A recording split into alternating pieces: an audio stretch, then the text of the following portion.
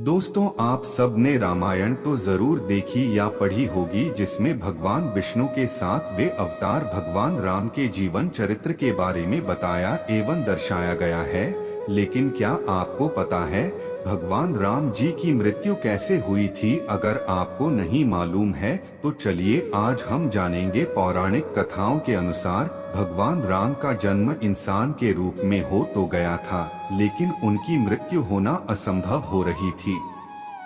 परंतु कालचक्र को बनाए रखने और चलाने के लिए जरूरी था कि प्रकृति का नियम नहीं बदले, इसलिए भगवान राम ने अपनी मृत्यु का समय तय किया और अपनी मृत्यु के लिए कुछ ऐसा किया जिन्हें जानकर आपको हैरानी होगी। एक पौराणिक कथाओं के अनुसार भगवान राम ने त्रेता युग में सारे कार्य संपन्न कर लिए थे और उनकी सारी लीलाएं समाप्त हो चुकी थी और धरती पर जीवन अवधि भी समाप्त होने का समय आ चुका था। लेकिन समय समाप्त होने के बाद भी काल देवता यमराज भगवान राम के समीप उनके प्राण हरने नहीं आ पा रहे थे, क्योंकि रामदूत हनुमान भगवान राम के प्राण रक्षक थे, जो स्वयं महाकाल का एक रूप है और महाकाल से उनके आराध्य भगवान राम के प्राण छीनने की हिम्मत ना तो किसी काल में थी और ना ही किसी अन्य देवता में।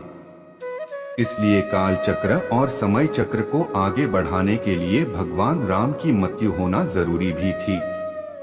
ऐसे में भगवान राम ने एक उपाय निकाला और अपनी एक अंगूठी महल के किसी छेद में गिराकर हनुमान जी को उस अंगूठी को खोजने के लिए पाताल लोक में भेज दिया गया।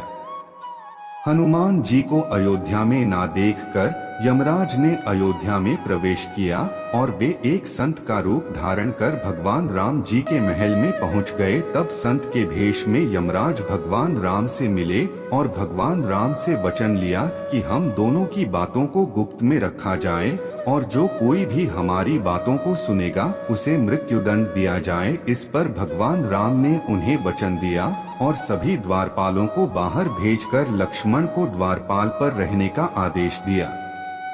उसके बाद उस संत ने अपना असली रूप दिखाया और भगवान राम को बोले, हे प्रभु, मैं आप ही का सेवक हूँ और आपने ही मुझे यह कर्म दिया है कि इस संसार से समस्त जीव जंतु एवं प्राणियों का प्राण हरना, और यह मेरा धर्म भी है। और मैं भगवान शिव और ब्रह्मा की आज्ञा से आपसे यह कहने आया हूँ कि आपने जो अपना समय इस पृथ्वी लोक पर निश्चित किया था वह समय पूर्ण हो चुका है और अब आपको अपने धाम लौट जाना चाहिए। इससे सभी देवी देवताओं आपको विष्णु स्वरूप में देखकर उनमें उत्साह की लहर आ जाएगी। फिर यमराज बोले कि हे प्रभु, आपको कुछ और समय इस पृथ्वी लोक पर बिताना है तो आप रह सकते हैं।